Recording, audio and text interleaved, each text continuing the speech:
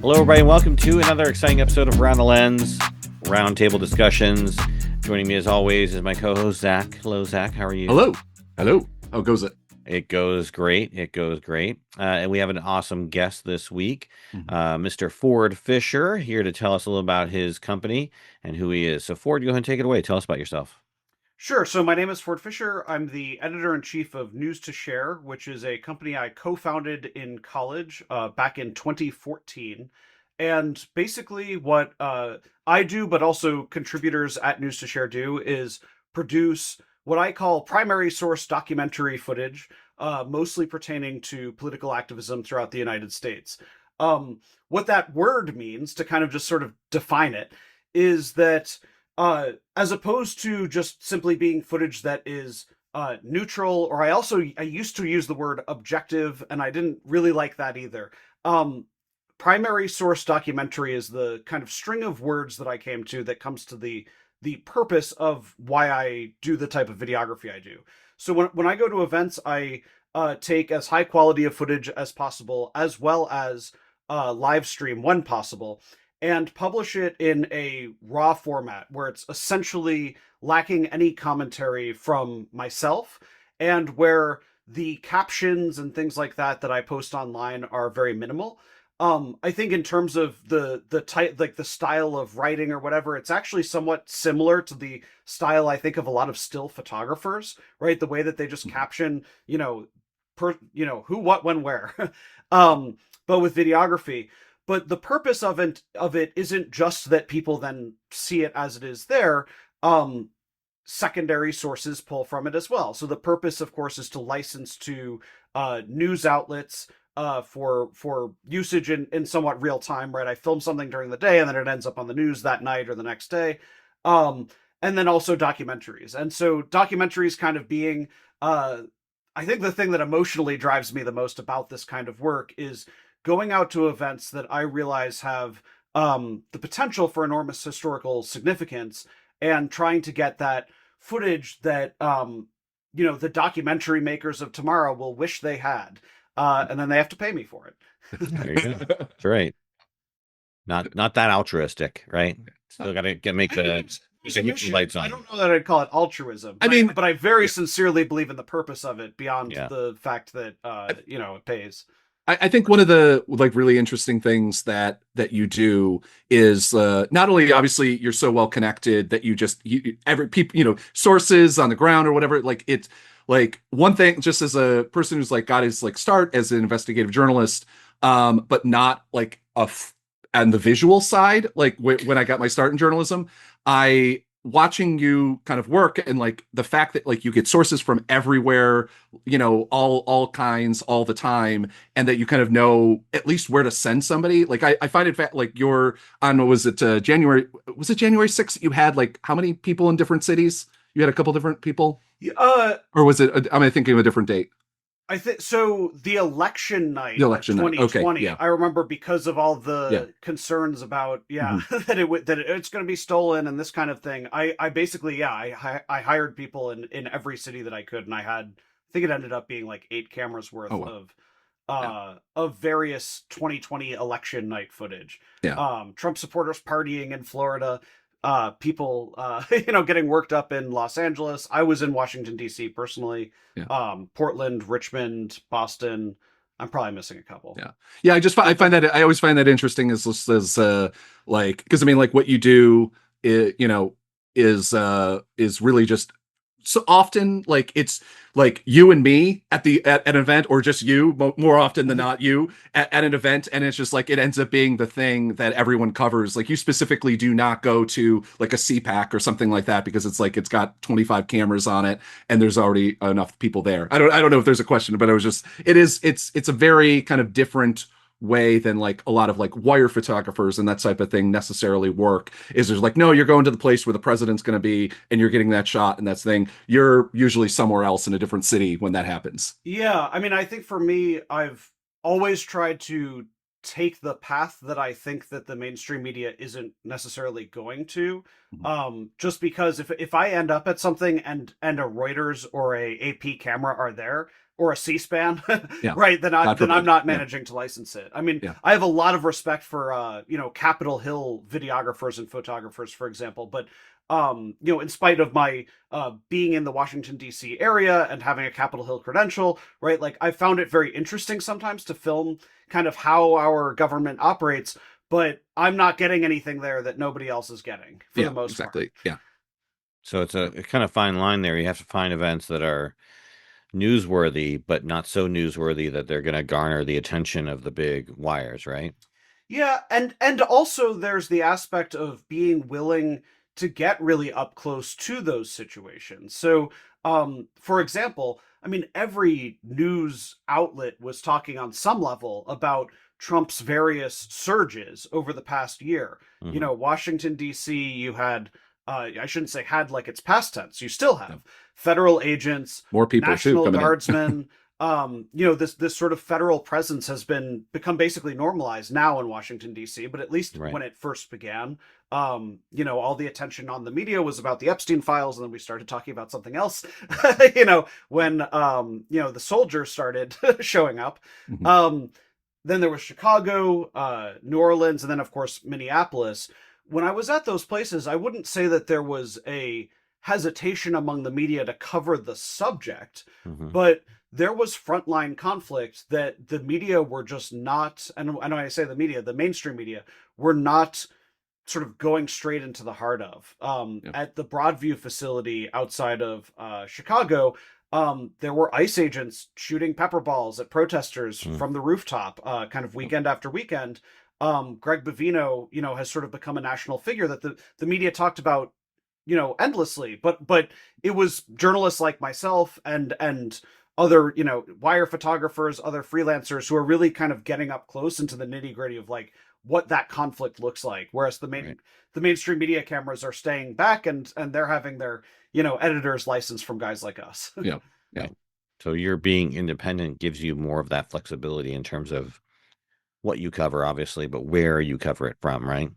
Yeah, I mean, I've had I don't want to give a name to this particular thing, but I've had friends who have told me that in spite of actually knowing about events that I'm going to be covering, that their outlets told them that's too high risk. We're not willing to send Yeah. you to that, or we'd only Hmm. send you to that if you can get a security team. So it really raises the cost of sending them into Yeah. it. Yeah. For me, it's kind of like my security is just the buddy system. Yeah. I mean, how many times have I said like, Zach, do you want to go to this thing with me? Yeah. Yeah. We might get Well, maced by WLM guys. Yeah, yeah, no, okay. We both got maced in that one experience. Yeah, Yes. I think I wish we could pull it up again. Sadly, Twitter killed it, but we had this great. There was a protest that we were covering at Penn State, and you got worse of it, but we both got bear maced by some white supremacists. I think is fine They were with that. members of White Lives Matter, which Yeah, I White think Lives would be accurately Lives described Matter. as And- avowed and- neo-Nazis. Yeah. And he just sprayed in a 360 kind of or 180 degree thing, and so we got the literally two angles of it pointing at the guy. So it's thing,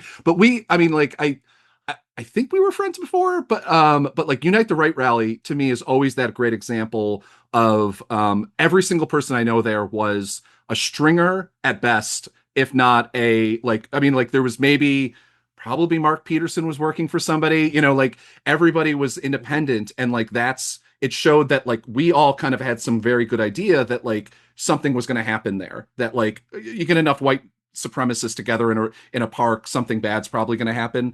And like I think that like is something that like differentiates real freelancers, or I don't know, I don't think you're not a freelancer in the way that like I am, but that like we are able to sell our work and be able to do things that the mainstream media just, I guess, doesn't have interest in doing, because like to me that was always a case of like laziness, because DC it's only an hour and a half or whatever away, like you could have sent somebody. But yeah. Yeah, I mean, I found it interesting that other than, like you said, some freelancers and independents, right? Like Vice News was the only kind of big one that sent, a serious camera crew, but they did that not necessarily even to cover the rally itself, but because they were doing a profile piece on Christopher Cantwell Yeah. in the context of that conflict. Yeah. And I think they made a high quality portrait of Christopher Cantwell's experience there. But it required many cameras at Charlottesville to understand what happened at Charlottesville, right? If it wasn't for your camera, we wouldn't have understood what happened with DeAndre Harris in the same way. Mhm. I there were several cameras, including my own, around the vicinity of the James Alex Fields car attack. But then also there was the violence during the day. And one thing neither of us were even at all was like when the Unite the Right rally was moved to a different park, right? There was that other place that they went to and sort of briefly rallied, and I Yeah. didn't even kind of realize that would happen at the time. I look back on it and like, oh, David Duke was there. Yeah, yeah. So the, I think Sandy Bacham was there. Maybe because I know she she ended up got Dave. David took it. I can't remember if she Anyway, went this to is the to that other this is park, very but this is very inside baseball. Yeah, yeah, but this is exactly the point of why you yeah. you need so many freelancers, and it's a Mhm. complementary job to one another, right? Yeah, Like there's literally no way that any person, even if they had like omniscient knowledge of Charlottesville, like what was going to yeah, happen, right? Even if they were a fortune teller, they wouldn't be able to be everywhere to catch everything. yeah, So it's really important for people who are willing to get that close, and just the mainstream media uh doesn't. yeah. Yeah, yeah, absolutely. You cover a lot in News to Share, and I'm just curious, it's basically just like a collection of videographers, I imagine, that there's just freelancers who work for News to Share and they get paid when their imagery sells, I imagine, right? Like there's So no I one working actually, full time. I do have friends who have similar style businesses who do it on commissions, but my kind of thought process personally is that I would rather either buy somebody's footage outright or hire them in advance, right? Like either they pitch me something that is about to happen, or I tell them, hey, there's a thing in your neighborhood, would you go film it, and agree on a price to do it.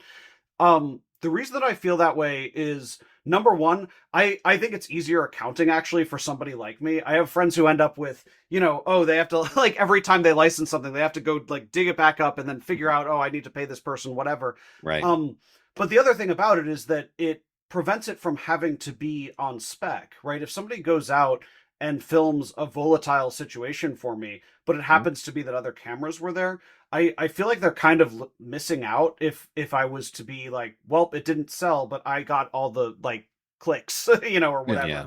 whatever. And you could take the what would be a more complicated step of doing commissions based on ad revenue. But now you're talking about about dollars and cents on a weekly basis and having to go back and do that retrospect. Like I think it would basically be impractical. Yeah. So my perspective has been come to an agreed upon price, and then if it goes somehow like way crazier than you expected it to be, then I might add to that price, like a gratuity. Right. But you're But not that's obligated to. basically, an assignment basis.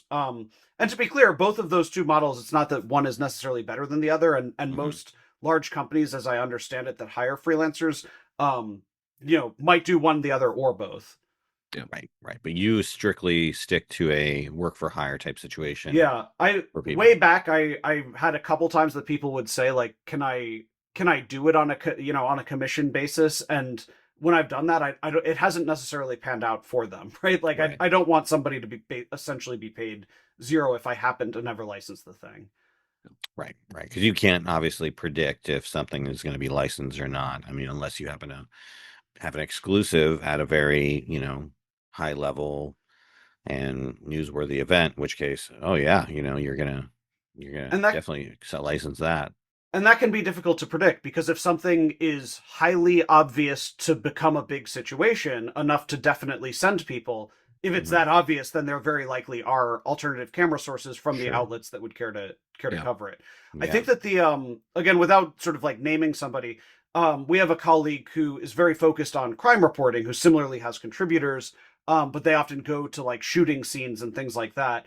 I think that their model is it's a little bit different because in many cases they're beating the local media there, or the local media doesn't show up at all, but they end up covering that the thing happened.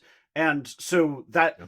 they have a lot more of like a reliable cycle in terms of that, where a person is sending, here's gun bullet casing markers, here's red and blue flashing lights, here's the home where it happened in, and here's like a window with a bullet hole in it, right? Like where they can submit that package and feel very confidently that somebody will take it in the local news market just based on the pattern of it. So Sure. for them, a commission basis would probably make more sense. Right. Yeah. Yeah, absolutely. So then am I right in assuming that you have kind of workers, so to speak, all over the country? Yeah, I've aspired to have freelancers kind of everywhere I can. I've even played a little bit with international stuff. Oh, I went to France to cover the Yellow Vest riots, and then I had made some contacts there, and even tried to do some international hiring. But I found it very difficult to both news and documentary to mm, kind of get clients to care about like my coverage of a foreign event. okay. That I found that to be difficult enough that it's not something I've done very much. Yeah. Yeah, and absolutely. I worked for a photo agency back when I moved to New York City, and everything was commission based. So essentially, it was me and him with 50-50 split. He would host the work, sell it, and I would get, half of it for commission. But I know he also had people like on staff, who were paid just an hourly rate, and had a steady income that way. But all of your work for new hires on a as needed basis, right? Like, hey, can you cover this thing? Here's a couple $100 or whatever you pay Correct. people for that. Yes. Okay, great. And you've been doing this since 2014, right? That's when you started this whole business, back when you were in college at American University. And kind of where'd you get the idea for it? So the name was picked actually by the co-founder Trey Yingst. Oh, wow. Okay. So the where'd the idea for it come from? Him. But it really evolved because I think we very initially the thought was to have it be a lot more contributor based, and I think Hmm. that what we the kind of this concept of like everybody's independent media if they want to be, right? Like, and the I think the problem with that is that people are social media driven, right? If somebody just happens to film something that's of importance, their first thought isn't really like, I'm going to send this exclusively to the news, right? Like most people they film the thing, they post it on Facebook. And so um that would have been more like, in its very original conception, that would have been more like what now is like Storyful, which I do not like, Yeah. necessarily as a business model, Right. because of the um, the inner. We could talk about that separately, Yeah. but because of the way that it takes basically freelancers work, or people who would be independent journalists or freelancers, and really sells it for cheap. Um, in any event, what we ended up moving into was both doing this kind of videography ourselves, as well as ultimately hiring people who do want to be, at the time in college, many other up and coming independent journalists, and I still hire a lot of people who are often have other part time or even full time jobs, and Hmm. it becomes an entryism into journalism. And so Right. I've actually been very proud of having a few different contributors who have worked with me, and then somebody ends up asking, can I do you know anybody who would be good to get as a full-time videographer, right? And then making that referral, and it ends up setting them up for kind of a full-time job that way. Yeah. So yeah, in my case it's basically hiring of freelancers, but also if you just look at the channel, probably about 2/3 of the content is shot by me personally. Wow. Okay. And how has business been? I mean, obviously you've gotten your work into Oscar-winning films, of course, and that's a great accolade. But, I mean, is it something you can rely on full time for your income stream, or do you have to? Because I know you're also available for freelance video assignments and stuff. So, is it more of just sort of a nice side income? So it's definitely more than side income. It is my full-time career is videography and independent journalism and things related to it. Hmm. So I do also do videography for hire, right? Like occasionally if someone wants to hire me to film a concert, or something like that. I've done one music video shoot in California. Actually, it was just kind of a random thing, but that I'm actually pretty proud of how it came out for Hmm. my one and only professionally shot music video. Yeah, Um, that's cool. so I have so I do have a variety of you know separate contractor things that would basically be like not news to share stuff, but all of that is videography. I'm not delivering pizzas on the side. Um, That's good. but in terms of the actual business, there are a few different revenue streams, and I guess the reason that I'm sort of preemptively sharing this is to say I think people can kind of replicate this business. So Hmm. for me, licensing is both the highest revenue, but also the thing that I like best, right? I Right. not just I like seeing my stuff on the news or like seeing it in documentaries, but I do think that it um enhances those places and creates a kind of accountability, because if some outlet cites my work and I have the full video online, then people can see the full context of the thing that I shot. Yeah. So licensing is one. Um, there's also generally sometimes people basically send me money because they like me. Mhm. that Hey, there you that's go. a thing that Nice. happens. I really hate fundraising, to be totally honest. I barely pitch my Patreon online. I don't Pitch really it tell. now. Yeah, yeah, I do have patreon.com/Ford Fisher. The account is called News to Share, but that's the URL.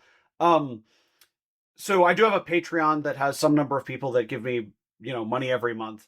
And then there's ad revenue, right, from Facebook, YouTube, and highly variable, especially variable on X.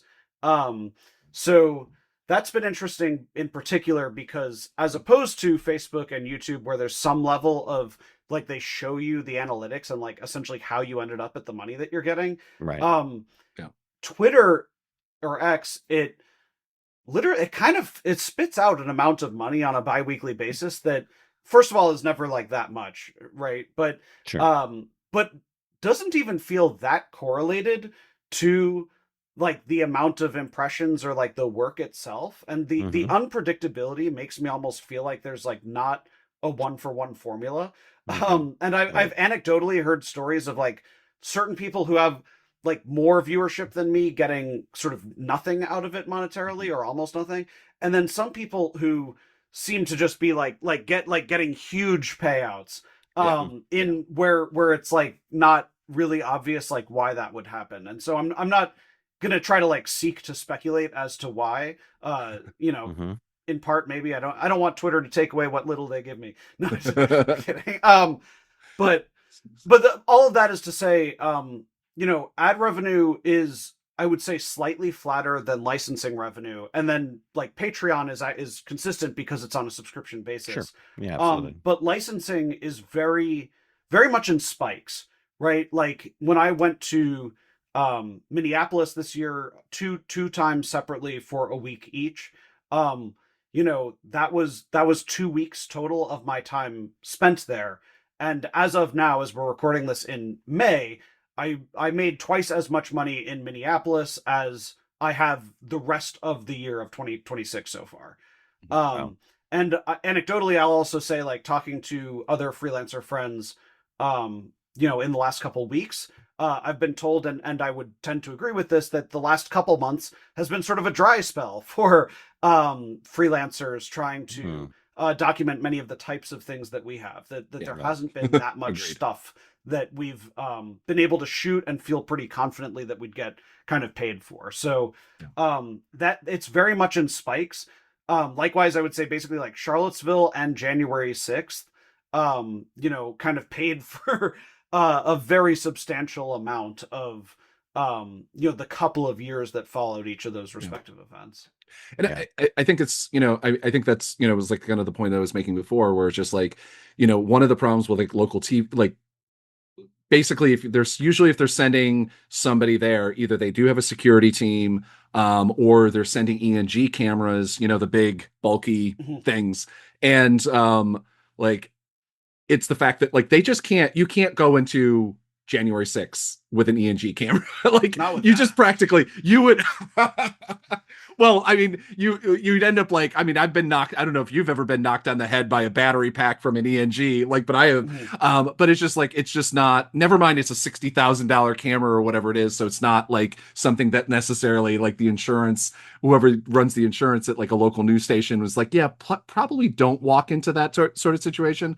Mhm. But I mean, I think that's something that like gives us, freelancers or whatever, flexibility. I mean, like your camera is right behind you. You might picking it up. Like it's just like you work with what is it now? Panasonic or So what's this is a Panasonic 4K camcorder. As of 2023, this is basically what I film, like pretty much everything that I film yeah. using. So I mean, it has the like flexibility. It has a big zoom. It has a thing. I used to shoot with something similar. Now I just shoot, obviously I shoot with mirrorless, my Nikons. But it's just something I think that like when people are considering investing in gear, watch YouTube videos and everything like that, and people are like, oh, well, I got to get the FS8 or whatever the big expensive camera is, even if it is a small body. Where it's just like, yeah, you don't necessarily want to be walking into, if you are wanting to cover the things that like we cover, you don't really want to walk into somewhere with like a $15,000 camera. Like maybe if you're Rick Rowley, who's a mutual friend of ours, Yeah, yeah. like you walk in with a red camera and you'll be fine because he's been to Baghdad, he's been to, everything. I trust him with that camera, but like anybody else, I'm not quite sure, you want to send them into situations, at least for the insurance liability, I so. was gonna say, if unless you have a really good insurance plan on your equipment, in Yeah. which case, and yourself, obviously. Well, it's always about, I mean, I think you can say that it's like you always want to be like low key, I mean, like you want to look professional, but like also potentially amateur. Like that's something I've always kind of gotten away with. Like I walk in with my little cameras and a little tripod, and it's not thing. I think that's like one of the benefits of your camera as well that you shoot with. It's like it kind of walks that line of like, is he maybe local TV, and like the kind of the stuff I don't know if you have that same experience on like, I mean, I feel like when you're covering like a weird, like a small, like MAGA rally Mhm. with people with guns in like some random town in Pennsylvania, I'm like, I don't really want to walk in with like the Vice level camera crew with a sound guy. And I'm like, I like just having a small camera or just, whatever, and shooting video where it's just like, no, I'm just a YouTube channel. It's fine. I think for me, I'm not sure how much the specific choice of camera Mhm. contributes to it, but I definitely try to carry a demeanor of like, don't Yeah. mind me. Yeah. like Yeah. like I'm not your problem or whatever. Um I sometimes joke that if I could I'd wear like the Harry Potter, that like the invisibility cloak. Yeah. And I would say, just like as a small segue, that I've seen as a trend that a lot of like young, like I guess I'm kind of young compared to you, but yeah, but Yes. what I consider to be young kids are like joining, the independent media, right? Like, Mhm. 18, 19, 20-year olds going out to some of this stuff. And let's say you're the action. Instead of doing like, this is what I do. These kids doing this. Yeah. They Yeah. want, Yeah. right? I'm obviously I'm being like a little bit like facetious about it, but like um I've seen as a trend a lot of independent journalists who, not that I necessarily espouse like everyone needs to go to J school, you need to take classes or whatever, but that there are a lot of kind of newcomers who are kind of eschewing the old ways Yeah. and in favor of it. It's like the attention economy, where if they go into a situation and it becomes not about what the thing is that they filmed, but about them at the thing. Mhm. um we were both at a different situation when the White House Correspondents' Dinner shooting happened, Yeah. uh, you know Yeah. a couple dozen miles away. Yeah. And I saw some of the videos that took place like in that room, and I was shocked at how few journalists in a room full of journalists Yeah. actually were recording. Yeah. And of those that recorded, it was really interesting to see, What do you like, again, not naming anybody in person, but like a video selfie under Yeah. a table, Yeah. right? Like where the story is like, look at me hiding, Yeah. instead of like, look at like everything around me that's happening. Yeah, no, no. I was surprised. Like Wolf Blitzer was a guy that actually filmed. I think he filmed some interviews like out in the thing, which like respect to Wolf Blitzer, like and his Mhm. in like this is a guy that like made his from under a table in Baghdad during the first Iraq War. And but it's just like he was hiding underneath a table. That was when bombings were happening. That was what the reference was. But it's just like but yeah, no, I mean there's so many journalists and I'm like, why aren't you pointing the camera where the thing is happening? And it's just like, and I guess that like, except then you had this switch where there's that fantastic photo of I forget which journalist it was. I don't think it was Doug Mills. But there was a journalist who was like standing on one of the chairs in front of the ballroom, getting a wide shot down of everybody while everyone's hiding under the table. And I think Mhm. it's just always, to me, it's always one of the big differences between, and this is a photo podcast, so I can say the difference between photo journalists or video journalists and and print journalists is the fact that like when something like that's happening, like we're the ones standing on the chair like Yeah. making a target of ourselves, pointing, like taking the photo as opposed to hiding underneath the table, where it's just like it's maddening. Where it's just, I mean, mind you, like, you know, the guys, the people that were in the ballroom then were, all the people that, like, they haven't left their studio, and like they don't go cover something unless there's a 3 camera shoot with a lighting setup that takes 3 hours. So I mean, it's, I don't know what you'd expect, but yeah, it's sad to see like so many people that at least used to be like proper journalists, like hiding underneath the table between one of the biggest news stories of the year. Like, yeah, I don't know. Well, there's that opportunity for News to Share to come in and, too bad you all weren't invited to I the guess I White House wasn't press. invited that night, but it was funny. I mean, Zach and I were actually thinking about, like, so we had it was the event in Hagerstown Oh that yeah. happened that same night. This was a protest against an ice facility being constructed there out of an 800,000 square foot Mhm. warehouse. Mm. Um, that there's protests in DC, like on the same evening, but we kind of Yeah. like, well, we'll still, let's stay the course. Yeah. Right. Yeah. You know, so we could have been outside the White House Correspondents Center, but at the time it didn't seem like that would make sense, but that Yeah. ended up being the bigger deal. It just, sometimes that happens, right? I think the small protests where I think there was a local news person there, but like there were the 2 people in like a really conservative red town, like that had like 50 people show up for a protest against an ice facility. I think that's like a more important story, but Oh that's yeah, why I'm we both not went there. poo-pooing Oh us yeah, no, I know necessarily. you aren't, but I'm just saying, for the audience, I'm like, that's why I chose that, or we both chose that, and over, covering protests once again, because I think we both covered Right. probably a dozen protests in front of the White House correspondents, at least in the last couple Yeah, of yeah. years. So yeah. But yeah. Yeah, I filmed climate people there, Palestine people there. I would just, yeah, Yeah. it's a hot spot. Yeah. Hmm. And I guess now there's the added challenge of potential, active shooters. Yeah.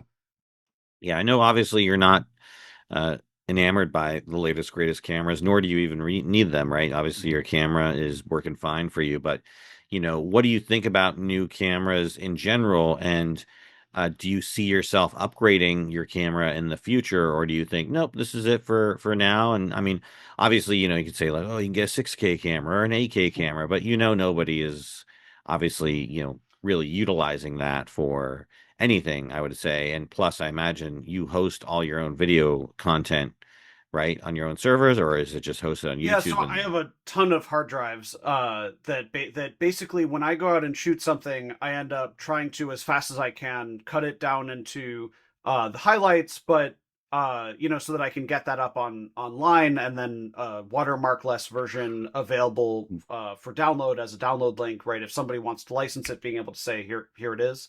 Um, but the raw out of the camera files, which I especially try to encourage when somebody reaches out from a documentary and they say, here's this YouTube video that we saw that you have. I try to tell them, especially if it's kind of a deep dive into some subject, I have additional footage from that event. And also, if you want like the technically highest quality footage, it won't even just be that I give you the exported sort of summary reel, but like, let me give you the out of the camera original files. yeah, So I do, yes, I end up having to save all of that. And so file sizes matter a lot to me because it I literally, they bet. end up filling up 8 or more terabyte hard drives. And Yeah, then I also have backups, and I have backups for those backups, right? Like, so yeah, it ends up being expensive, especially now as data centers are using all the materials that we need for hard drives. right. And so I know that the next time I purchase hard drives, the price is going to be way up, and Yeah. that started to happen kind of on the last time that I purchased them. It went from like gradually increasing year by year to Yeah. yeah, Yeah. kind of No. asymptotically spiking up. Yeah, Um, No. it's not going to get a little short, cheaper so anytime soon. That's for sure. I can't even really technically explain why this is the case, but this camera has the ability to shoot 4K video that looks very good to me at file sizes that are actually like fairly modest, right? Like Hmm. my prior camera, which physically looked very similar but was actually Sony brand, Okay. had uh file sizes for that was it was also a 4K camera, but I would typically shoot in 1080p rather than 4K because the file sizes for 4K would end up at the lowest setting for 4K, it would end up at about 4 gigs a minute, and Oh, for okay. HD about 1 Jeez. gig a minute. Mm. In the case of this Panasonic camera, it's actually more like 700 megabytes per minute on the 4K setting, and they're not proxy files, right? They actually, it is fully usable, and at least to my eye, they look just as good. And there are higher settings, right? Occasionally, I've shot for a documentary, and then they've I stick in the 512 gigabyte card, and it shoots for 50 minutes, and I'm like, I don't know why you want it like this, but enjoy. Yeah. Um, Yes. I've had to do file transfers, like uploads of like 500 gig files sometimes, like while Wow. doing like a freelance documentary shoot. Holy But cow. for my purposes, having that lower file size makes it more manageable for exporting and then also storage. Mhm. We it's I mean because it also influenced your recent you bought a sorry inside out you bought a new laptop. I mean that was like one Yes. of the like that's like doing that transfer and doing and processing those files quickly. I guess if you feel comfortable, like walk you through like you were talking to me about like the justification of buying basically Yeah. what of a 32 gig gig RAM and like big terabyte like hard drive like basically kind of one of the topper models of the MacBook Pro. Yeah. Like kind of Yeah. like walk me through your like justification if you feel comfortable. Sure. Sure. Like No, why that no, actually my no, no, computer is well, it's secretive. money. People are, Yeah. people are always, No, but it's, why that was justified, like, time wise and everything. yeah, so it was, I mean, it honestly, it was a difficult decision to some extent. So I've kind of found that it's like a good laptop about like a 6 year lifespan is kind of where I've like averaged out. And I do mean like while in the video editing space. So I bought one for college that got me through the early days of News to Share and so forth. I replaced that in very end of 2018, beginning 2019, and then that's what I used all the way through to just now. And that was capable of editing and exporting 4K video. And when I switched to this camera, um, as noted, the the bit rate, I guess, technically went slightly down, but I was beginning to edit with 4K video, and that was clearly still more difficult for the computer to handle. To the extent that it matters, Final Cut Pro X is what I generally edit on. It's actually what I taught class while I was in college. I was teaching classes on Final Cut as Oh well as wow. Premiere. Hmm. I did I did and do use Premiere for kind of collaborative projects. I found that the thing that's better about Premiere is its ability to kind of like um be sending back and forth, with a different person, whereas I haven't really found a like workable workflow for that for Final Cut other than I do it and I send you screeners, or Yeah. whatever. Yeah. Um I would recommend Blackmagic Cloud if you want to switch to Resolve. They ooh, offer a cloud-based editing platform, and I think Adobe has something in Premiere, but I don't know. I don't They use do. it enough to Yeah, they tell you. do. Yeah. Yeah. Okay. I yeah, I when I did Premiere, just as an aside, when I have worked with Premiere, I've ended up, I don't think I actually used like the in-house Adobe Cloud feature. It was more like having identical hard drives and then sending back Yeah. and forth like the Premiere file, Yeah. Right. as it's being worked upon. Sure. Um, in any event, Final Cut was really slowing down, especially as I was exporting 4K video. And something that I found in some cases is like we have colleagues who, I very much admire, but they're beating me to the punch because Mhm. as I'm live streaming and then I am, rapidly trying to kind of like import and go through the footage and find the highlights, Mhm. after the thing is done, I have friends that'll be on field and then take the SD card out of the camera and put it into a card reader connected to the phone, and they're Yeah. editing like 4K footage like on field from a DSLR and like sending it to clients like piece Yeah. by piece as the thing happens. Yeah. And Yeah. for the That's tough. most part, like I'm not there, right? Like occasionally it's like I'm I might have like if I've shot something on the cell phone that I'm like like this is such a big deal that it's like an immediate thing, then like I'll send that while I'm still shooting on the on the 4K camera. But for the most part, I'm filming and then at some point the thing is over and now I'm editing. Right? Like and so the efficiency of that edit matters a lot, as you're competing both just with time and relevance, right? That the thing isn't happening anymore, it's now a thing that happened. Yeah. as well as potentially other people who are also shooting. So to get to the point that Zach was kind of asking about, as I realized that I needed a new computer, I did struggle with um essentially, should I actually buy all of the, like most expensive stuff when I bought a MacBook? And I will say I have a teacher as a wife. And so I did get a little Apple discount from that. Nice. Um, but I did get the Apple M4 Max. I'm looking at the about. I wouldn't have been able to list this off if I had. With a 128 gigabyte Oh, good. memory. The serial number, just kidding. The and I actually did get in it the 8 terabyte storage, Oh, wow. and that was probably overkill. But I Yeah. did find on my prior computer, which was 2 terabytes, Yeah. um, that would last for a few stories. And I try to offload things onto hard drives, right? Like I don't want Sure.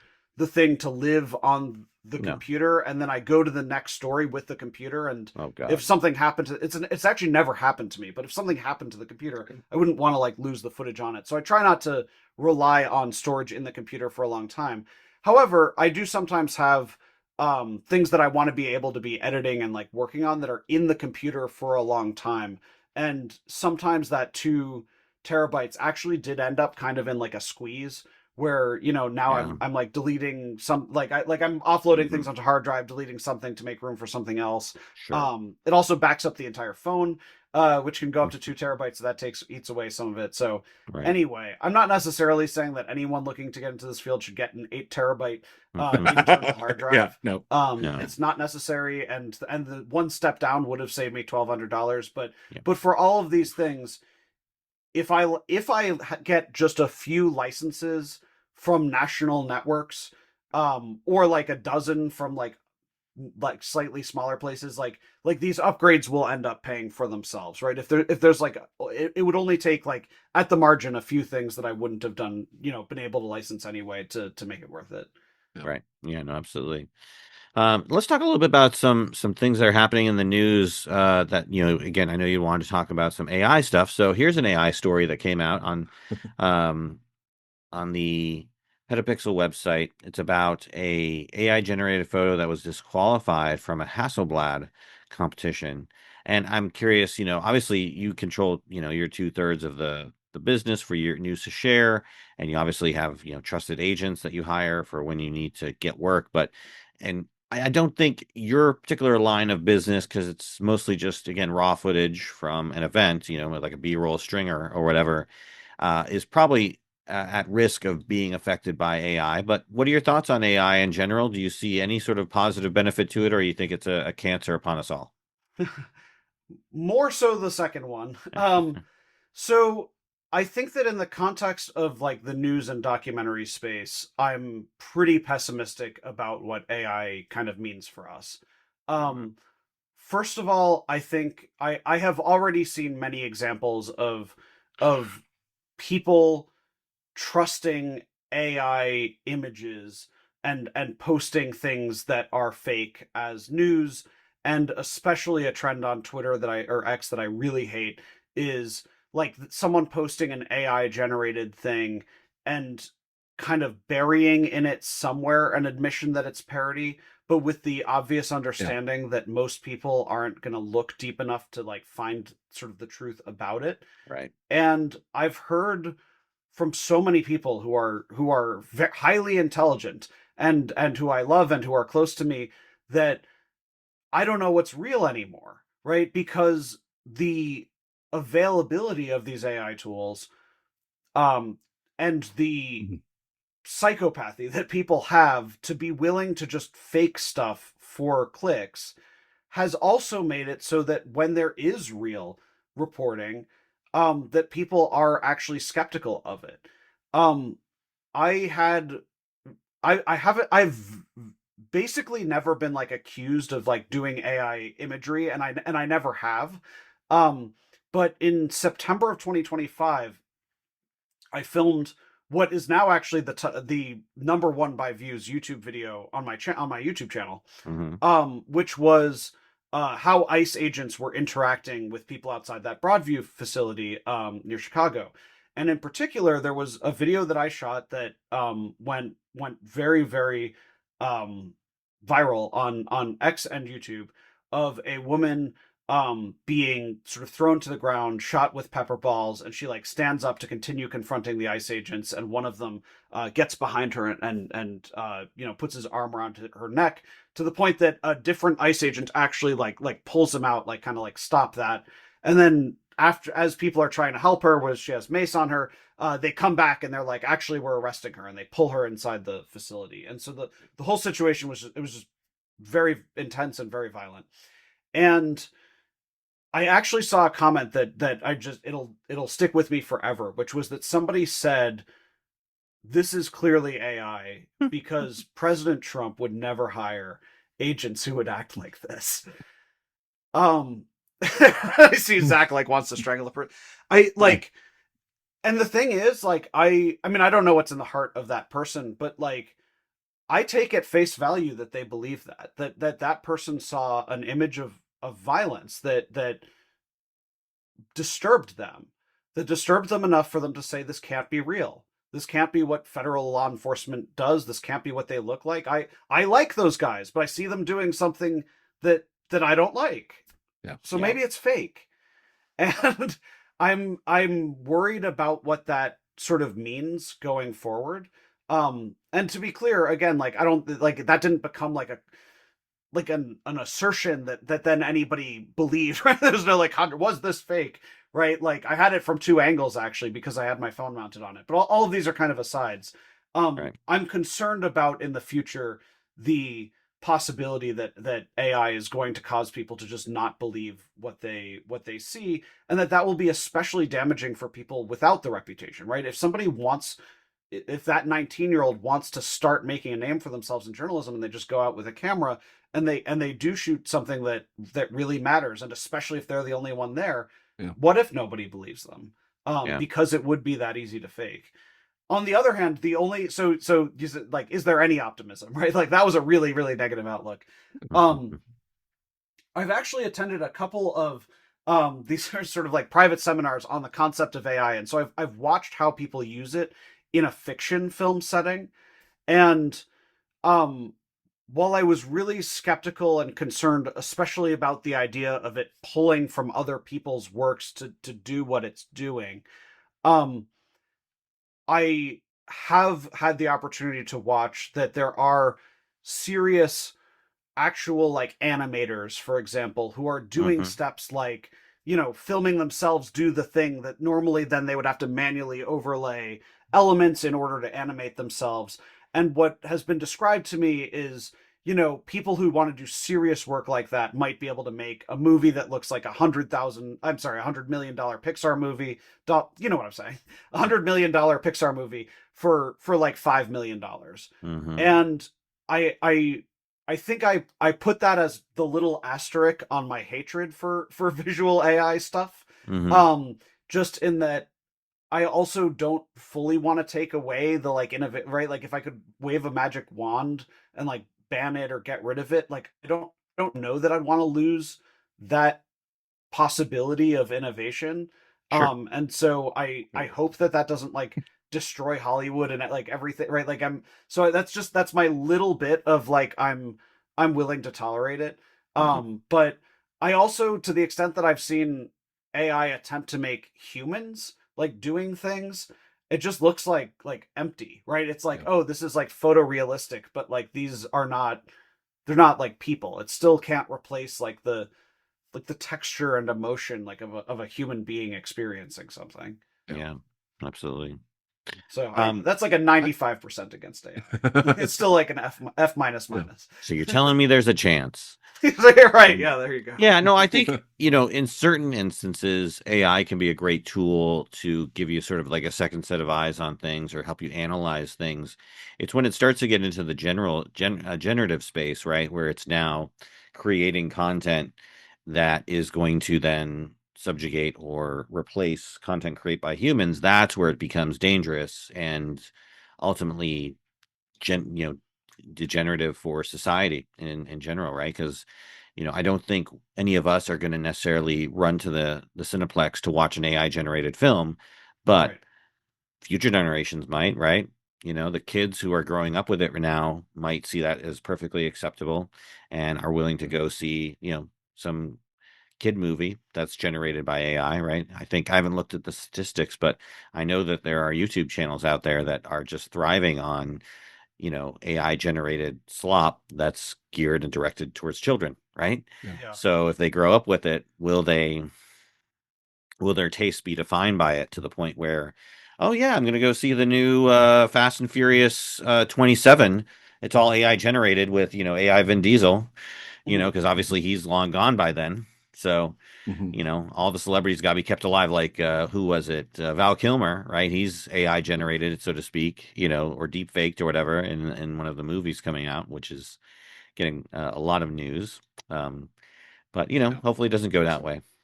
I would so I mean my comments were specifically about generative AI, but I would also add that it does seem like there's a enormous kind of brain drain that's Right. happening Hmm. because of it where um I don't know if you would call text generative AI, but like the ability of a college student to say like write my essay. Yeah. Um I actually, well, oh, this was a thing that happened literally today.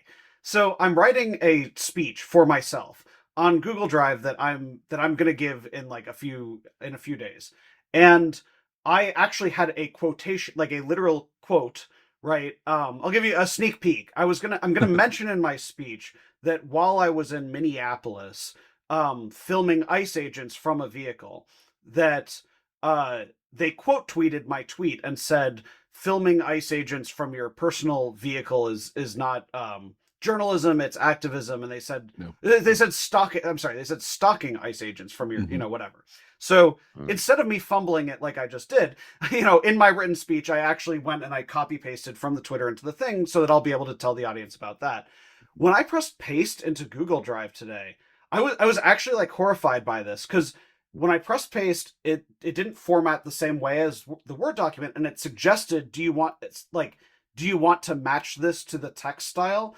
And I actually just assumed that that meant like print format, like so that the text. So I pressed yes, Mm. and it reworded the Mm. quote by the ice post.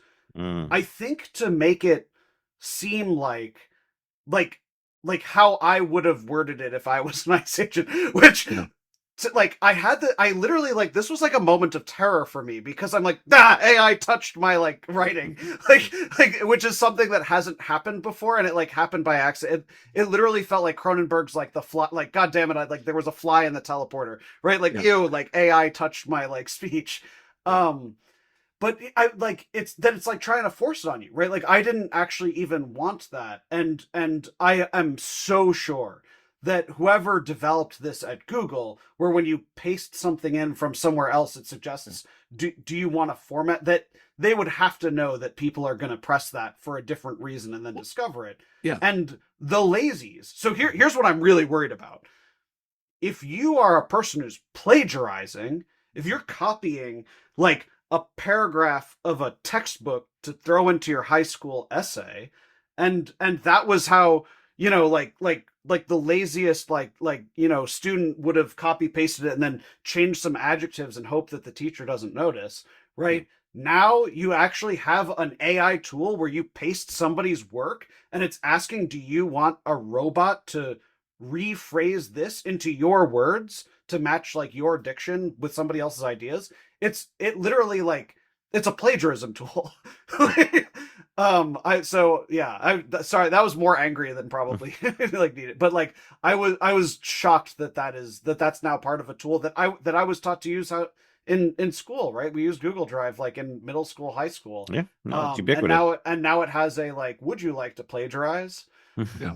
It's the same as Word's doing it.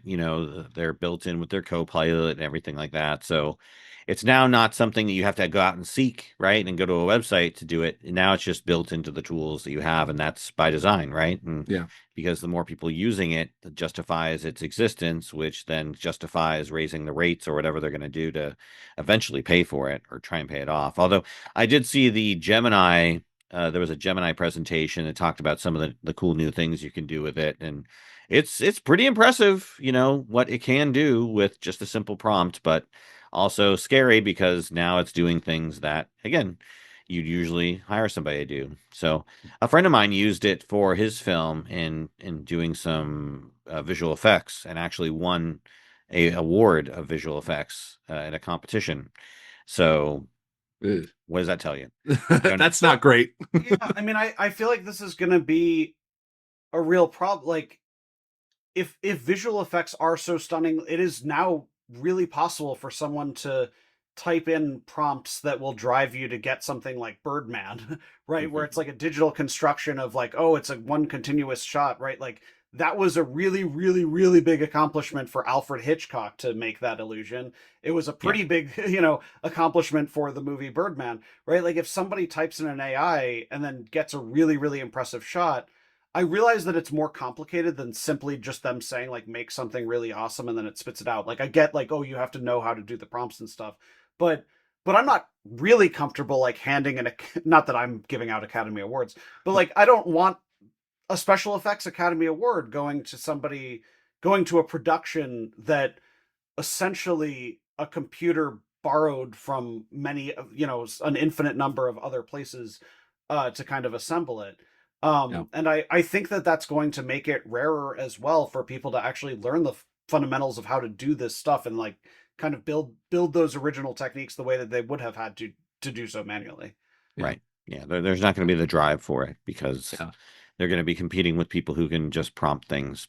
But I will say there is a place for it in certain aspects of cinema and with regard to filmmaking. I think, as a tool, because I mean, visual effects in general are you're using tools to create a appearance of something that isn't there. And I, as someone who is in post production on a feature film myself, like I'm looking at how do I create visual effects for certain scenes in my film, and I'm not generating like the scene. I have the scene, I shot it in camera. I just need to create like a portal, or something, Mhm. some kind of visual effect. And as someone who is in a very low budget, situation with regard to my indie film, do I want to pay, $20,000 for a VFX house to make this, you know, visual effect for me, or can I pay, a few dollars in credits on a, AI tool that will create something that's as good? It's not generating sort of like the whole scene out of whole cloth. It's just adding a visual effect to it that seamlessly integrates itself. And that's a question I have to ask myself, right? Because again, I only have so much of a budget to spend, and what am I going to spend it on? In fact, I was talking to a VFX house, and they were saying like, well, we can assist you, and actually we can integrate some AI tools into our visual effects, right? So they're using the AI tools to help themselves out, try to lower costs and whatnot. So Yeah. it's a tough place to be in, but hopefully someday I'll be funded and I won't have to worry about those issues. So, Um, could I ask you a question actually about that? Because yeah, I have sure. to admit, as you described that exact scenario, it's something that I'm like mentally on the fence about. Because on the Hmm. one hand, I do want the lower budget filmmaker to have access to the tool. I'd like you to be Right. able to make a cool portal without it breaking the bank. Yeah, The the thing that my mind goes to as a concern about it is that to the extent that I've watched these generations be like demoed, sure. I've seen how this literally this week I watched this demo that I described, like they were doing it was make a detective that's a clown, and so it was it was spitting out a bunch of images of a clown detective, and it was very obvious that some of the clown face, although it wasn't exactly the shape of Stephen King's it like had clearly the makeup patterns of Stephen King's and so it felt very obvious that the AI was, I'm going to make sure that this isn't exactly the same, but it very obviously was pulling from that enough that the makeup like survived. And so the point that I'm getting to for you is if you plug in give me a portal, is it going to pull from someone else's portal who did spend the From $20,000 for Halo their or portal, whatever, like the or computer. the Yeah. video Yeah. game portal? Right. I Oh mean, yeah, that's what I was like looking for. Yeah. I yeah, mean, like there could be any number of places that it's pulling from, but it's not really making an original thought. And I'm not saying you should feel good or bad about that, but do you feel any type of way about that? what's the difference between me licensing a portal that's used on a stock website and integrating into the scene? Is it because someone gets paid for that license to use that portal? Again, I mean, um, yeah, I would say, it doesn't bother me in so much as because it's a sort of a generic like artifact, right? Because again, I Mhm. can go down and I have actually used certain services to download generic portal graphics that I tried to use and integrate, and it didn't look that great. So, um, I don't know. I mean, I would love to know how to do it myself, and I'm trying to.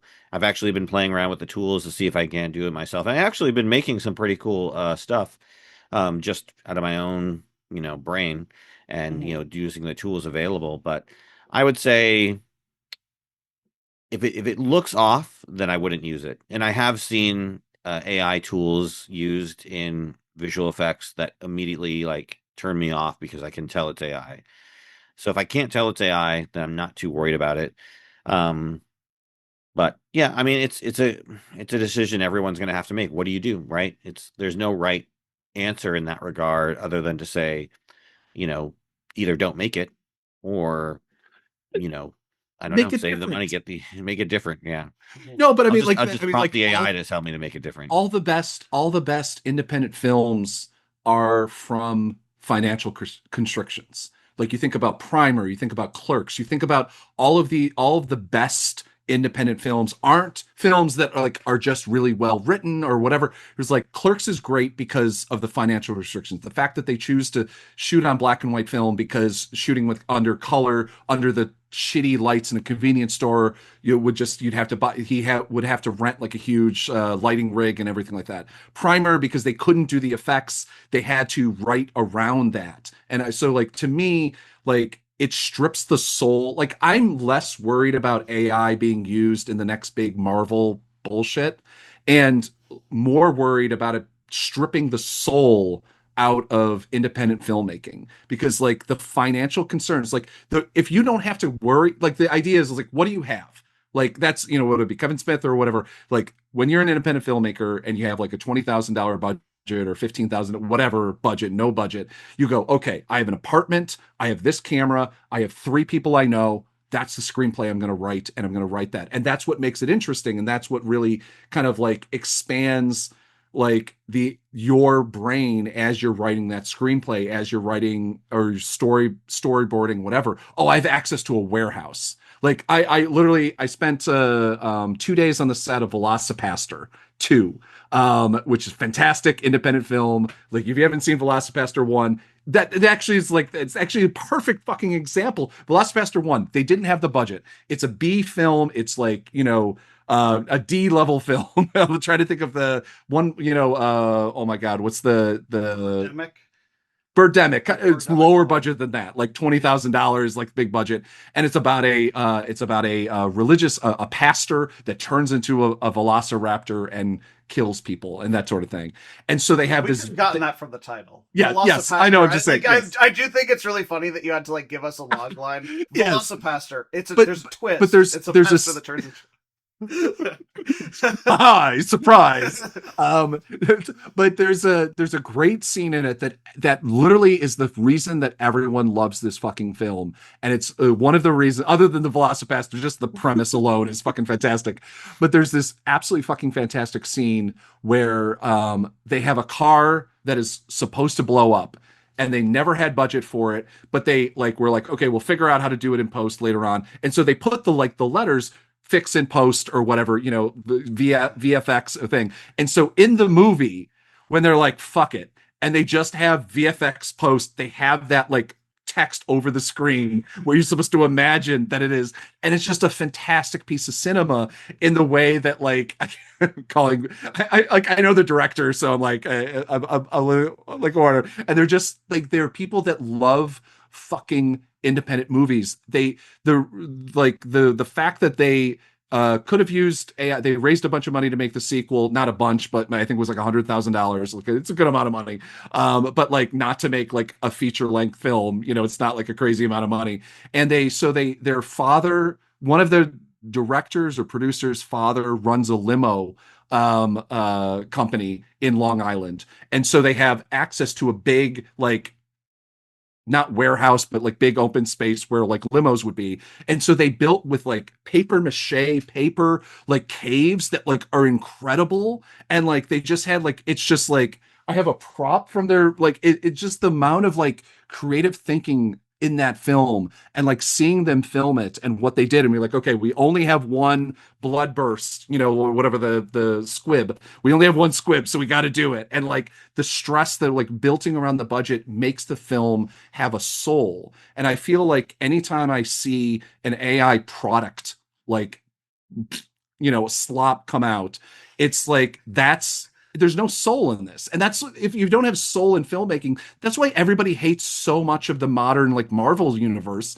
is like the last couple of films just have no fucking soul. It's in front everything's in front of a green screen, everything's in front of, whatever, nobody's actually interacting with each other, and it doesn't have like a soul behind it. It doesn't matter the screenplay sucks, whatever. My favorite film is Hudson Hawk. The screenplay of that movie sucks. Like I'm not gonna deny that, but I love that film because it clearly it's a creation of love because it was Bruce Willis's passion project that he produced, and they spent $25 million on it and it made no fucking money.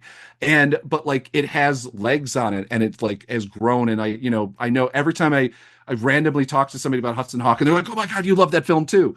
But it's just like if you use AI, and it's just like it's very clearly to me, which is like figure it out, work around it, do the Kevin Smith, shoot in black and white, shoot in, do the VFX title and across thing, make it a funny scene, or just, like embrace the suck, embrace the bad in things. Like what your budget is, what your release is. That's where the money, that's what it's going to be like. And I don't know. That's my rant on You it. know what's funny is I largely agree with like Zach's rant, but I also feel like it's a really hard like Zach like hey kids, you shouldn't use AI. You know why? You should make your movie suck. like no, No, but I know I'm yeah, being no, totally no, like no, no, sarcastic no, no, about no. like the way that you presented it, but like I'm sure that David's not sitting there like thinking like I could just instead of my portal, I Yeah. could just write portal here. Yeah, Right? Like no, I no. can't Obviously, you're imagine not that works. you're not making that film, but like I don't know, you work around it. Like to me, I'm not arguing about this like very specific No. circumstances where it's already done and everything like that. But it's just like it's one of those. It's like I hope the general mantra of like independent filming. I'm very proud of the fact, or very happy of the fact that 48 Hour Film Festival they banned AI from for generative AI from their thing, and I hope that more film festivals pick that up because it's just like if it just becomes a we can just use AI to whatever it is, like whether it be screenwriting, whether it be producing graphics or whatever. It's just like it's not that like it's not the budget, it's not the difference between somebody having the money. It's the fact that like somebody made that. If it sucks, somebody made that. I watch a lot of for ECV podcast, Emerald City Video podcast. Like I watch a lot of bad fucking films. Like again, Velocipaster. Like my friend Ross Burlingame is working on a book about Velocipaster, so like I'm working on like a short documentary about this film, and it's just like the embrace like just making cinema, like making bad, not even bad cinema, but making like independent cinema is going to be bad sometimes, and people forgive it. And I think that people would be more forgiving. I know me as a consumer, I would be more forgiving of a bad cinema than or a bad graphic or something like that than using AI and knowing that it's there. Just because I'm like, I know somebody made it. I know somebody, even if it is a guy in India on Fiverr who's making, $75 or whatever. Like, I know that like somebody put, maybe not their heart and soul into it, but somebody put like some, mouse clicks into it as opposed to writing be like, oh, copy this, like make it look like this or whatever, which is just I mean, as of AI right now, and it always will be, it's just a copy infringement machine. And that's all it is. And because it's the only way it can ever exist. But yeah, so that's my Awesome. rant. Rant over.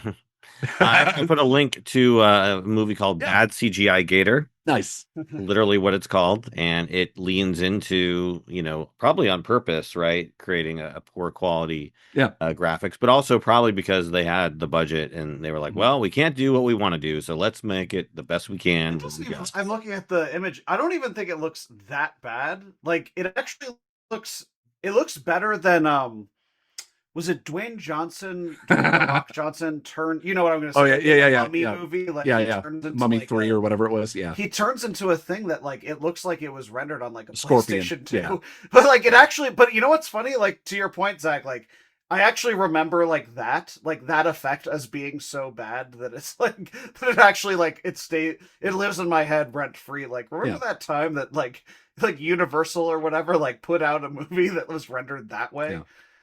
Yeah, Um no, I just don't understand. I mean, I don't know. I have the only thing I mean, my only experience, the only way I use AI, I forcefully, like I'm forced into it, is transcription. Like I know Premiere mm, uses AI transcription now, and it's made it worse. Like it actually is not as effective as it used to be. It used to be a much better transcription service, and now it's like AI transcribe or whatever, helping whatever. And I'm like forced into using it. I just have to. It's been a game changer. That's the only thing that's like been helpful in my career AI wise. And like there's nothing out there else that would help me. Like I look at all the other AIs. So as somebody who works in journalism, I don't think the fact that like other news agencies or like Reuters and I'm trying to remember, I think it was AP or whatever is like talking about using AI in their services. I know Reuters is really AI forward, and that's terrifying. Like even using captions, even using whatever, like it's not something that should be touched within our world. And I also don't think like within the independent film world, I again like I just emphasize the fact that like the reason that independent films are great is because somebody put their blood, sweat, and soil in. Ooh, that's the wrong phrase. Blood, sweat. Oh God, sorry. So I've been watching too many footages. But their blood, sweat, and tears into things. It's a very different phrase. Sorry, Ford and I are laughing because we both heard that at Unite the Right rally. But anyway, they've been putting their like full everything into films, and it's just like that's the way that these films, to me, that's the free marketing, is the fact that like again, going back to the Kevin Smith, thing, where it's like the fact that like so much of the story behind, I don't think if he had spent the extra money, and gotten the extra $30,000 or whatever, and gotten the lighting rig and rented it for the whole thing, whatever. I don't know. Would we be talking about Clerks right now? Like, would it have gotten the attention? Like maybe I think it probably maybe it would have. I think the screenplay's good enough, but it's there's so many films like that like, oh, if they had the extra money where they could do the thing, whatever the imagination, like imagine if Quentin Tarantino had a $50 million budget and AI, for Reservoir Dogs, would it be as good because he would have been able to shoot over his whole city and not just in a warehouse, and not just whatever, like if he had been able to AI, oh, there's more blood on the wall, I don't know, I just it worries me about the future of like I love independent cinema so much, and it worries me about the fact that like people are potentially leaning on it. The one thing that has been hopeful, I don't know if you've seen the graduation ceremonies lately. There's been multiple graduation ceremonies where some CEO or whatever makes a speech about, oh, you're all looking forward to graduating into a world where AI is, you're going to have to learn this or whatever, and basically the entirety of the all these liberal arts students are booing the fuck out of these people, and they're acting surprised like what, and it's just like, yeah, you're talking about people, the thing that's going to take all these people's jobs because some CEO like you think it can just take over everything that you do anyway. But it's, yeah. Before we go, I want to talk about your film that has no AI usage in it, that's coming out, or correct. your show, your series, Fall of the Boogaloo. Yes. And if you just like briefly explain what the series is. Yeah. So as we're recording this now on Tuesday, May 19th, my Mhm. trailer for that is going to be coming out tomorrow.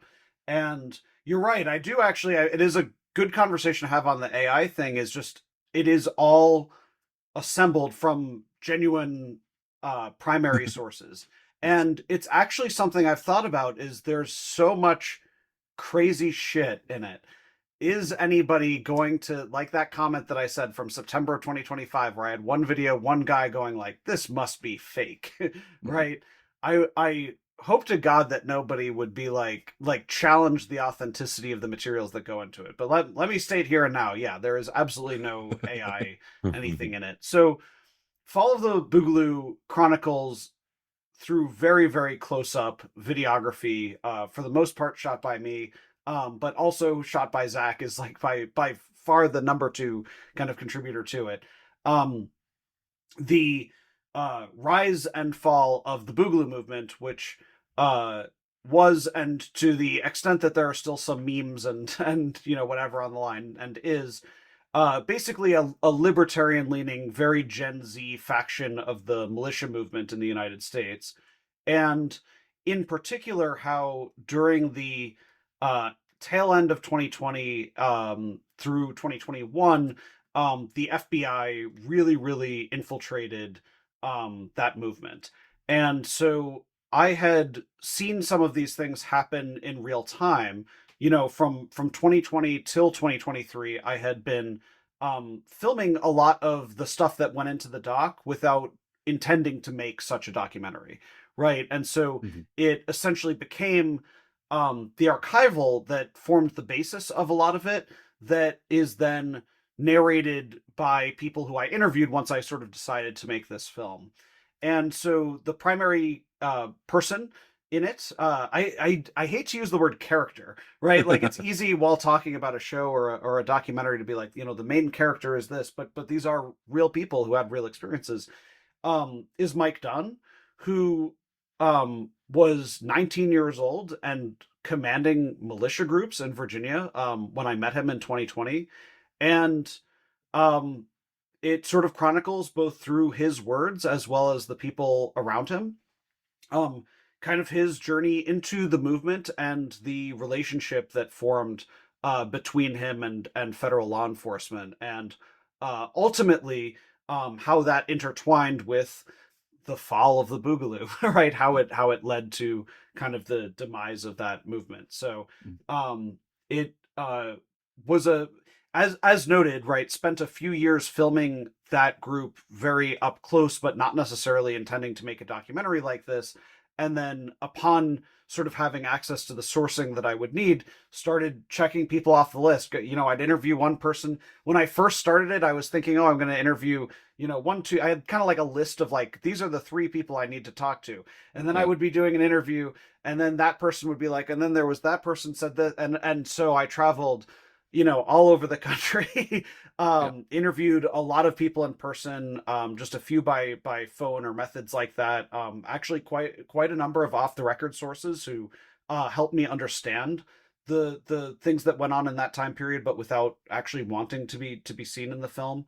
Mhm. Um, and in some cases, people who did end up being in it and who are um who declined to comment or didn't respond, Yeah. but who made historic contributions to those moments. And it will be interesting to see if statements come from them, or from the, by the way, Yeah. from the FBI itself.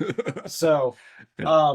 I think it'll be really interesting to see how the public responds to it, because I think there were a lot of moments in it that will be highly controversial, when Mhm. the public becomes aware of them. And there are a lot of moments that the public only had a very tip of the iceberg understanding of, and upon um revealing them in detail, and through, as in many cases, people are telling contradictory stories, right? Like, people Yeah. looked at me in the eyes and lied, and I don't just mean one person, right? Like, Yeah. there are many times in the documentary where people lied to me, and in some cases that becomes extremely obvious, and in some cases I'm not sure. Mhm. So I'm going to trust the audience um to watch closely, and sort of make their own determinations. And what I've tried to do the best is give each of the people who I've interviewed the chance to make the points that they were making, and let those sit. I try to almost be like someone's guide into into that Yeah. Yeah. world, without telling you this is what you should think, but showing them all of the evidence that I've found. I mean, this, I think that, is, what I've seen quite a bit of it. And, by the way, the Boogaloo movement, if you're forgetting, is the guys that used to run around with AR-15s and Hawaiian shirts. That's kind of the briefest thing. But like, if you could explain the fact that, like, I mean, like, literally, other than like one day, all 90, I would say probably 95% of what's in there, or whatever, 90% of what's in there is like you just shot alone, you're alone, photographing. Like you can see in the, if you go to Ford's Facebook pages or whatever, he has a like a 15-second like hot thing right now, like Tuesday night. By the time this airs, you'll be able to see the full I think 4-minute trailer. But the fact that like you're in the forest with these guys shooting live ammunition, blowing up tannerite, shit like Yeah. that. Like what, I guess, I mean, most of the time you have, at least I've never been on a documentary crew without at least a producer or somebody else alone. I guess, like, what was the kind of like process of like filming that so much yourself? Yeah, I did spend so when it came to the public rallies, it's a different thing because in many cases for situations like that, I am around other videographers and so forth, Mhm. including in some cases yourself. But to what you're talking about, um, pretty much all of the interviews, with a couple of exceptions, such as one that you shot with me. I had one where I had a second person as sort of a, like, he was actually kind of like basically serving as my driver, and then he was like, I could just be a second angle if you wanted me to with my phone. He had a 6K phone, and I was like, Yeah. let's give that a try, and it ended up being just a second angle. So like one of the interviews, it's not like extra important as compared to the other. One of the interviews has like a second angle that's actually a 6K phone. Mhm. But all of that aside, generally speaking, most of the interviews are conducted by me with the people who were involved in this. Some of them, like, not wanting a journalist to be in their home, right? Like I have an interview with a person who is sort of like half anonymous, right? Like he goes by a call sign. He gave me permission to include a few images that actually include his face that are critical for the story, but like he's masked up and wearing full militia garb and a gun, and it was like, let's like meet in the woods with a lawn chair and like talk Yeah. it out. um and then there were several shoots of where I was given access somewhere in Virginia to where militia, actually multiple locations where militias had been training, and that included them, yeah, firing weapons, shooting tannerite, and that sort of thing. And I think it requires a lot of trust in your sources, right? Yeah. And to be honest, I never felt unsafe doing that, actually. And I mean, I would say that it certainly requires a greater degree of seriousness when you're doing anything around firearms. And I'm someone who feels very, very comfortable on the rare occasion that somebody's flagged me, and to the extent that someone doesn't know what I mean, like inadvertently pointed a gun at my person. I will call that behavior out, and like be like, please, like, do not do that again. Yeah. Like, and Yeah. I've heard if one of these militia guys is watching this, they'll know that I'm talking about them. But so it's okay, I'm not mad. But I've been told, like, don't worry, the safety was on, and I'm like, I don't care. um but so there's an element of being, yeah, basically just being careful and understanding what they're doing, but also, yeah, the first rule of gun safety is have fun. No, just kidding. No, I think it's important, though, to have that close level of, like, um of access, if it's possible, to be able to show what the people you're talking about are actually about. I think that there have been too many documentaries that have a real sense of distance from their subject, and it may be because they dislike them, and it may be because they lack access and there's nothing else that you can kind of do about it. But Yeah. I think part of what motivated me to make this was because I had seen so much of it so up close, and then I witnessed this collapse happen largely online, right? Like, it largely was unfilmable as it occurred, but being able to reconstruct that and actually knowing the people involved, I felt like I had a unique opportunity to fill in, a piece of what I consider to be American history that simply wouldn't be told Yeah. without the show Yeah. that I produced. Yeah. No, I mean, they're in popular culture. They were in the movies, like kind of in the movie Civil War. So I Right. mean, like, they're, whatever. We can talk about that at a different point. But yeah. So we're running out of time. What's your release schedule? Kind of on the when and where can we see it? Yeah, so I'm at the moment, the trailer ends with this summer. Mhm. I will say that I have I probably will be simply publishing it independently, which would mean that it's just free to watch online and it will be easy to find. I think my only hesitation, my only reason I'm saying probably is that I am open minded about it. If my releasing this trailer causes some big opportunity, if So some streaming service is like, wow, we really should have given that a chance, or yeah, and very reaches good. out and says, let's make a deal or something. I'm not close minded to the possibility of changing that path, but I think if nothing else changes, I think we're looking at some point in July I start releasing episodes week by week. Cool. Great. Awesome. Right. So, well, thank you so much, Ford, for being a guest on the show. Really appreciate it. But we are at the end of our time. So, one last time, go ahead and pitch or highlight where we want to send people towards. What's your call to action? Sure. Yeah. So my name is Ford Fisher. On Twitter, I'm at Ford Fisher, FordFischer. My outlet is News to Share. That's news, the number to share. And so that's News to Share on Facebook and YouTube, and at N2S Reports on Twitter X. And so the show that we were just talking about is Fall of the Boogaloo. As you watch this podcast, the at least that 4 minute trailer for it will be up. But if you happen to be watching this, months into the future, it is probably on the News to Share YouTube. And if it's somewhere else, it's because I got some really good offer or something like that. So we'll see what happens. But it's certainly out there by the time you're watching this, if you're watching this many months ahead. Indeed, indeed. All right, great. Well, thanks so much again for your time. Really appreciate it. For Zach Roberts, I am David Murphy. This has been Around the Lens, Roundtable Discussions, and we'll see you all in the next one. Bye, everybody.